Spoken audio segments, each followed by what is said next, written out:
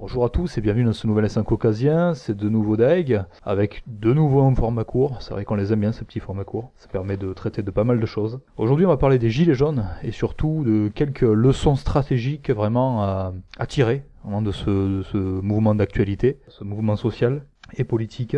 Alors on va essayer de s'efforcer de pas trop rester dans les détails, vraiment de sortir des leçons globales comme ça, en tout cas qui pourraient nous servir. Alors, première leçon à en tirer, déjà c'est que quand il n'y a pas d'organisation verticale dans un mouvement, tel que les gilets jaunes, alors c'est vrai que les gilets jaunes c'est un petit peu paradoxal, c'est-à-dire qu'il n'y a pas vraiment de chef, c'est pas vraiment structuré, puisqu'il refuse toute forme de représentation, en fait, c'est un petit peu ça. C'est ce qui leur a permis de durer, je pense, dans le temps. Parce que qui dit pas de chef dit pas de récupération politique, pas d'entourloupe, pas de concession.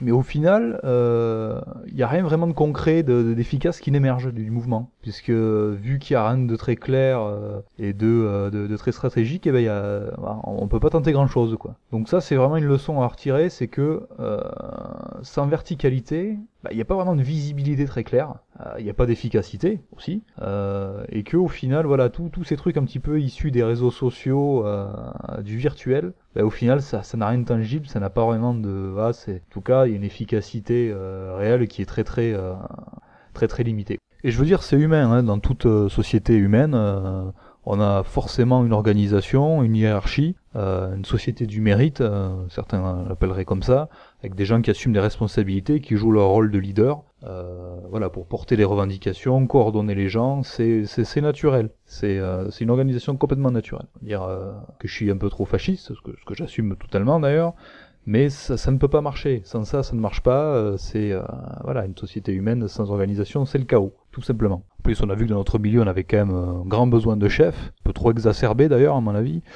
Grand temps d'évoluer vers l'autonomie de ce côté-là. C'est normal. Deuxième leçon à tirer de ce mouvement-là, c'est que au final, nous je parle de la droite au sens général, on s'y est finalement un peu impliqué, ou trop tard, ou pas assez, et que ça rejoint ce que je disais dans l'émission Autocritique de notre milieu, c'est que on a plus ce savoir-faire-là, qui est de militer vraiment sur le terrain, et quand je parle sur le terrain, c'est avec les gens, avec le peuple.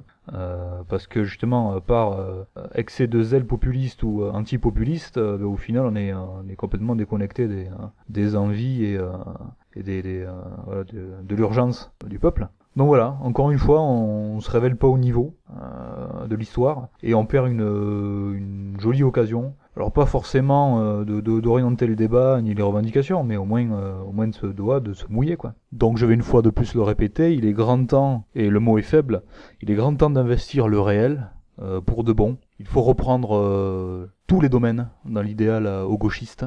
Il n'est plus question de leur laisser le moindre centimètre carré d'expression et de propagande. Et il est grand temps d'arrêter de miser tout sur le virtuel, puisqu'on s'est vraiment replié dans cette interface-là. Toutes ces guerres de chapelle, ces guéguerres d'ego qui n'intéressent que le milieu. Et il est grand temps d'arrêter aussi de fonctionner en vase clos, de se côtoyer qu'entre soi, de se rassurer dans ces positions politiques. Je crois que les Gilets jaunes nous ont montré que ces gens-là étaient aussi un petit peu perméables à nos idées, qu'il fallait arrêter d'être parano en permanence, de croire que on vivait dans une dictature, qu'on n'avait absolument aucune fenêtre d'expression, ce genre de choses. Moi je pense plutôt le contraire, c'est qu'on a encore trop le choix et trop de facilité à être dissident, ou en tout cas s'autoproclamer comme dissident, aujourd'hui en France, pour avoir toujours des prétextes pour ne rien faire et reporter à demain ce qu'on pourrait faire aujourd'hui. Troisième leçon, qui rejoint la première au final, c'est qu'il n'y a pas de revendication très claire, ça part un petit peu dans tous les sens. Ou en tout cas, quand il y a des revendications, ça va pas au bout des choses. Donc on comprend pas trop ce que les gens veulent. Du coup, ça peut être très vite tourné en dérision aussi. Et au final, en fait, dans ce mouvement-là, il n'y a pas vraiment de volonté de construire, il n'y a pas vraiment d'énergie positive. On est vraiment sur du nihilisme assez poussé. Pour ça, je rejoins complètement l'avis qui a été émis par les camarades de Méridien Zéro. On sent vraiment le manque de formation politique là-dedans. On veut pas se mouiller. Du coup, personne ne prend ses responsabilités. On rejoint aussi la première leçon il n'y a pas vraiment d'organisation. Mais au final, ça reste de la grogne, on en a marre, on n'est pas content, mais on va pas au-delà, hein. Surtout on fait pas de projet clair de société dans l'avenir. On s'en reste vraiment à un truc très très bateau, de la réaction, bête et méchante. Donc au final, voilà, politiquement, je suis désolé de le dire, mais c'est quand même assez inintéressant, quoi. Et d'ailleurs, j'ai envie de faire aussi un petit peu le parallèle avec la communautarisation qui, quand elle n'est pas organisée et qu'elle n'est pas en tout cas pensée de manière concrète, et ça se fera l'objet d'une prochaine émission, on atteint très très vite les limites. Limites qui, dans notre milieu, sont atteintes très régulièrement. Voilà, on parle de ce fameux mur, pardon, ce fameux plafond de verre qu'on a beaucoup de mal à franchir, mais qui pour moi révèle de défauts beaucoup plus profonds. En tout cas, voilà, faut vraiment repenser notre organisation et aussi voilà la manière dont on se définit, dont on se conçoit, dont on veut agir, et ça c'est vrai que ça demande beaucoup d'énergie, puisque c'est vraiment, voilà, on repart sur de nouvelles fondations, quoi. Et à mon sens, c'est vraiment ce qu'il faut pour notre camp. Être force de proposition, avoir un esprit positif, surtout dans ces temps obscurs, j'allais dire, ça c'est vendeur, quelqu'un qui arrive comme ça dans des temps un petit peu troubles, qui croit à son idée, qui a vraiment une positivisme, un vitalisme à toute épreuve, forcément le mec va vous vendre l'idée, quoi, il n'y a aucun souci, quoi, hein. Voilà, c'est pour se démarquer, ces aspects-là sont hyper importants. Et voilà, je vais réinsister, mais vraiment avoir une formation idéologique et militante, c'est très important. Je me suis aperçu au cours des rencontres sur Vélos, il y a beaucoup de gens qui manquent cruellement de formation politique, hein, que ce soit de background ou même en termes de lecture. Ça a l'air facile dit comme ça, mais quand on n'a pas une tête bien remplie de ce côté-là, c'est très difficile de suivre un cap puisqu'on part dans tous les sens. C'est un petit peu ce qui arrive aussi aux Gilets jaunes. Quatrième leçon, c'est que là vraiment le mouvement s'est un petit peu encrouté dans les manifs, hein, les manifs du samedi. Du coup il y a beaucoup moins d'actions, enfin en tout cas moi c'est l'impression que ça me donne. Vous pouvez me dire dans les commentaires si je me trompe ou pas, ça serait intéressant. Mais il y a moins d'actions locales vraiment implantées. Ce que je trouvais vraiment très intéressant au début du mouvement, il y a vraiment une efficacité, par une espèce de, voilà, un côté un peu disséminé, un côté, voilà, un maillage assez fin au niveau de la France, qu'on n'a plus vraiment, et l'énergie on la réserve pour voilà, les manifestations du week-end. C'est très dommage, puisque finalement le mouvement perd de son intérêt, à mon sens du moins, et que voilà les blocages qui y avait vraiment de l'efficacité, hein, je parle voilà blocage au niveau des dépôts de pétrole, des supermarchés, puisque malheureusement il n'y a que quand on tape sur ce genre de choses, préfecture, etc. Faut vraiment taper sur voilà sur le côté logistique du système. Et bon ben là oui effectivement il y a des manifestations tous les samedis, mais bon on fait quoi, on envoie des CRS et puis voilà quoi. Donc ça finit en cacahuète forcément, et bon ben, ça s'arrête là quoi, et puis samedi prochain quoi. Donc c'est très dommage. Et ça pour le coup c'est vraiment une stratégie à avoir, c'est-à-dire qu'avoir une stratégie d'hydre, hein, voilà le fameux monstre légendaire avec une multitude de têtes, ça permet vraiment d'affaiblir le système, être partout et nulle part à la fois, et justement arrêter de chercher l'attention médiatique systématiquement. Ça c'est une stratégie à avoir parce que ça rend fou l'ennemi quoi, clairement. L'ennemi ne sait pas où taper, quand elle coupe une tête il y en a 18 qui repoussent, voilà le mode d'action tentaculaire est vraiment quelque chose qui pour moi est un modèle à suivre, tout simplement. Il ne faut pas oublier que même si on vit dans un monde qui est mondialisé justement, on reste quand même dans un état qui est assez centralisateur, et l'État n'a pas la capacité logistique de répondre à un conflit qui se passerait partout sur le territoire à la fois. Donc pour gripper le système, c'est quand même assez idéal. Et dernière leçon, vraiment l'importance de la communication. Bon là pour le coup c'est utilisé par l'adversaire, hein, c'est utilisé par Macron notamment, hein, qui a bien su mener sa barque l'air de rien, nous proposer un fameux grand débat de mon cul, où évidemment toutes les propositions seront mises à la poubelle. Et bien, enfin, on fait semblant d'écouter la personne et puis on se torche les fesses avec. Là dernièrement on a eu un petit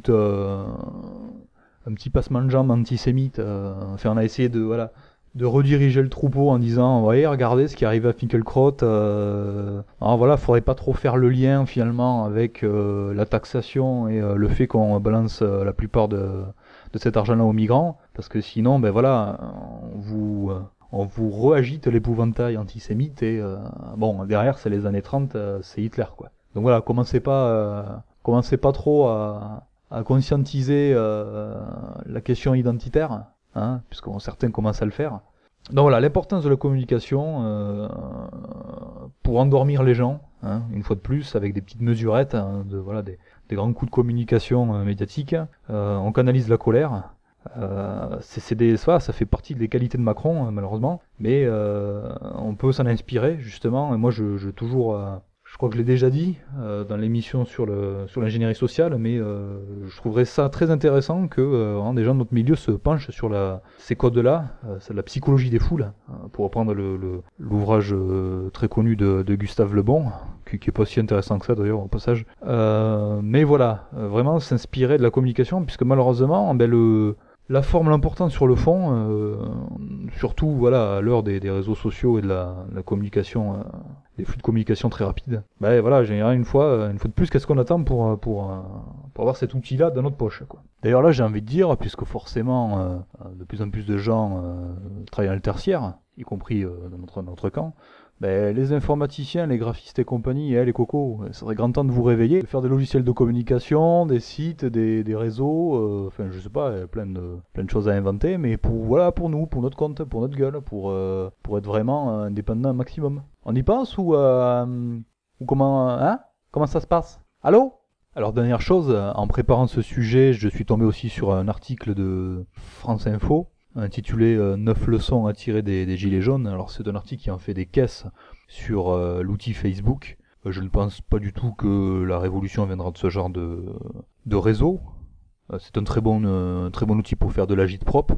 Mais c'est aussi un outil qui est extrêmement individualiste. On passe une quantité d'énergie incroyable sur ce genre de choses pour avoir une visibilité qui sort pas de notre carcan. C'est très nombriliste, c'est vraiment la modernité dans sa crasse la plus infecte. Ce n'est que de la posture la plupart du temps. Des gens qui sont là pour se rassurer. C'est pas parce qu'il y a des lois qui sortent assez régulièrement pour interdire 2-3 sites qu'il faut vraiment se mettre à rêver comme cette espèce de mouvement gauchiste des Anonymous là qui pensent qu'ils vont vraiment révolutionner le monde en hackant 3 pauvres sites à la con. Justement, ce qu'il faut faire, qu'il faut réinvestir, c'est le réel, puisque au final plus personne n'est vraiment dans le réel.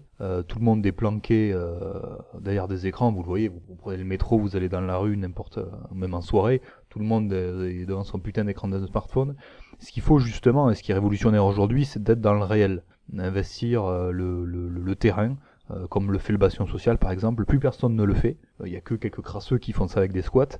Ce genre d'occupation de terrain, ça se fait de moins en moins, puisque les gens sont de plus en plus dans l'illusion de vivre leur vie, alors qu'ils la vivent de plus en plus au travers d'écrans et d'interfaces virtuelles. Donc j'irai certainement pas dans le sens de cet article-là, qui nous fait croire que Facebook va changer le monde. Je finirai sur cette phrase de Coluche que je vais un petit peu déformer. Facebook, c'est un petit peu comme la politique, quoi. Si ça servait à quelque chose, ça ferait longtemps que ça serait interdit. Donc voilà, c'était quelques leçons stratégiques à tirer des gilets jaunes. Si vous voyez d'autres choses, n'hésitez pas à nous le mettre dans les commentaires. Ça sera tout pour moi. Et je vous dis à une prochaine fois.